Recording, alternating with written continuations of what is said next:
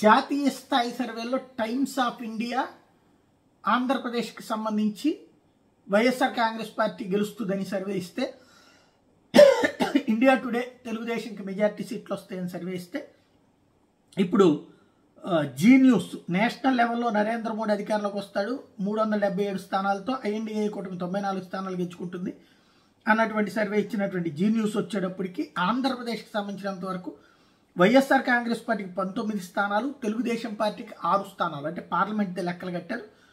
19 స్థానాలు వైసీపీకి, 6 స్థానాలు తెలుగుదేశం పార్టీకి వస్తాయి అన్నటువంటి జీ న్యూస్ తాజా సర్వేతో అంచనా వేస్తుంది. తద్వారా మెజార్టీ సర్వేలు ఒక రూట్లో ఉన్నాయి. ఒక్క ఇండియా టుడే సర్వే, అది కూడా వాస్తవంగా మొన్న మధ్యన ఇండియా టుడే కూడా స్పాన్సర్ చేసింది. జీకే అయితే వెళ్ళింది స్పాన్సర్ చేసినట్లున్నారు. అంతకుముందు అయితే టైమ్స్లోకి స్పాన్సర్ చేసి రాయించుకున్నారన్నారు. ఇండియా టుడేకి వచ్చేటప్పటికి ఆ మొక్క అనలేదు, ఎందుకంటే తెలుగుదేశానికి అనుకూలంగా ఇచ్చింది కాబట్టి. ఇప్పుడు దీనికైతే ఏ స్పాన్సర్షిప్ లేదనుకుంటా. మరి దీని మీద అట్లాంటి కాంట్రవర్సీ ఏమైనా వస్తుందని చూడాలి.